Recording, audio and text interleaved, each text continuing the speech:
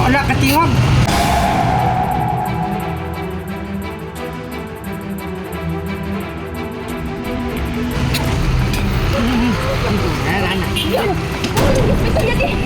Iyog na. Mahulog na siya. Mahulog na siya. Mahulog na siya.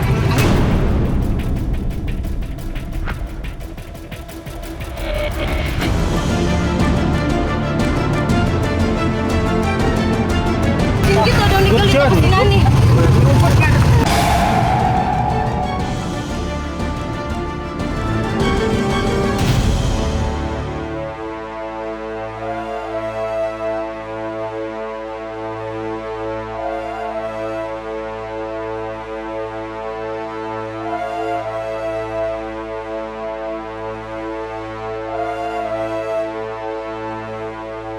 Nag-temperature ako sa kanya, 35 na lang po yung Celsius ng lagnat niya. So okay na talaga siya. Tapos mga bandang 3 PM ata yun. Naghugas ako ng platos. Tapos sabi ng biyanan ko, parang naglalagnat. Sabi ko naman ko, Hanay wala nang lagnat. Chinek ko yung bata. Pagka-check ko, may lagnat talaga siya.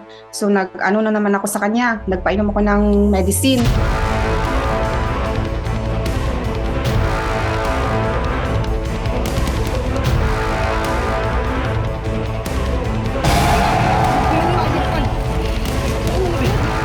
Nag-rattle na po ako talaga, ma'am, kasi si baby, pagkasigaw niya, nakita ko yung bibig niya, itim na. Tapos nakaganon na siya. Tapos nag-rattle na talaga ako.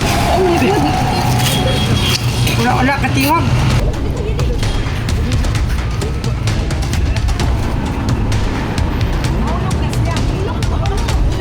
Ang una ko talaga nilapitan, ma'am, yung biyanan ko, tapos yung sister-in-law ko. Hindi ko na alam kung ano nangyari pagkatapos noon kasi pumunta na ako sa kuya ko para mag-ano ng sasakyan kasi gusto ko ma-save talaga yung baby ko noon eh. Nakita ko na lang talaga sa video na yun pala yung nangyari sa bata.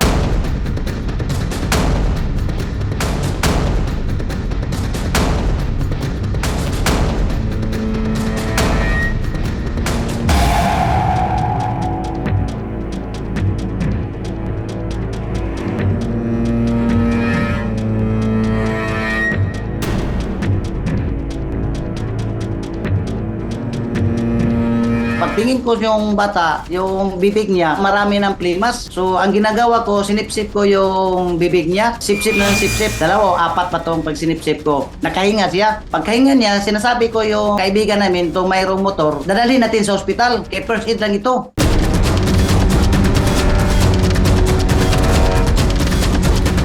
Hospital yan eh.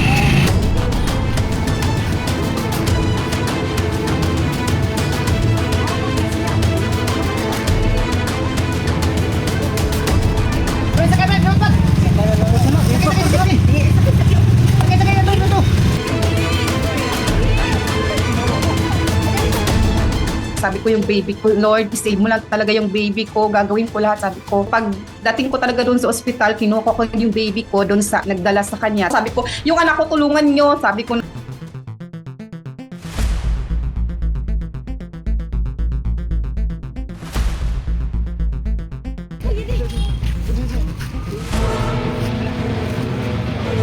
Ang convulsion, no, very common natin siya na-encounter, especially sa mga bata, no. Yung convulsion kasi, pwede kasi natin siyang i-divide into two or i-classify into two.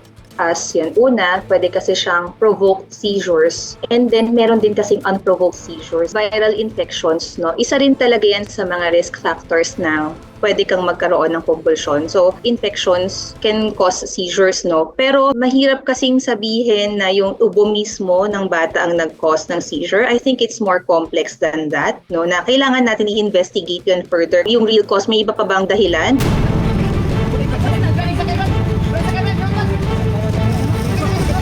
Yung bata, ihiga siya sa floor or sa isang flat surface. Tapos, itagilid siya ng kaunti para yung mga laman ng tiyan, just in case nasusuka siya, hindi siya mapunta doon sa daanan ng hangin kasi ayaw natin na mag-aspirate yung bata. No? Tapos, once na ginawa mo na yon, isa pang dapat mong tandaan is tingnan mo yung orasan.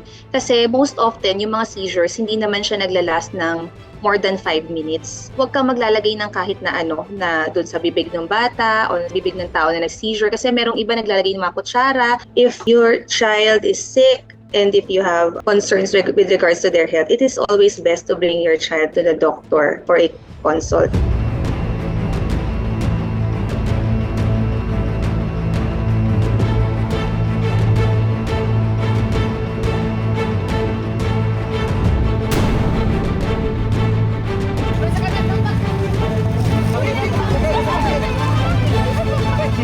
Sinimba po namin siya kasi sabi ko, kahit anong gawin ko talaga Lord, basta lang ma-okay lang yung baby ko. So pagkatapos noon na nalaman namin okay na si baby, nagsimba kami, nagpasalamat si Diyos.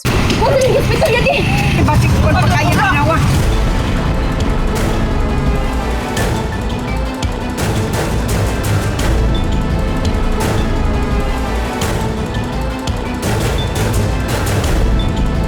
Likod ba? Likod ba? Hospital yan eh!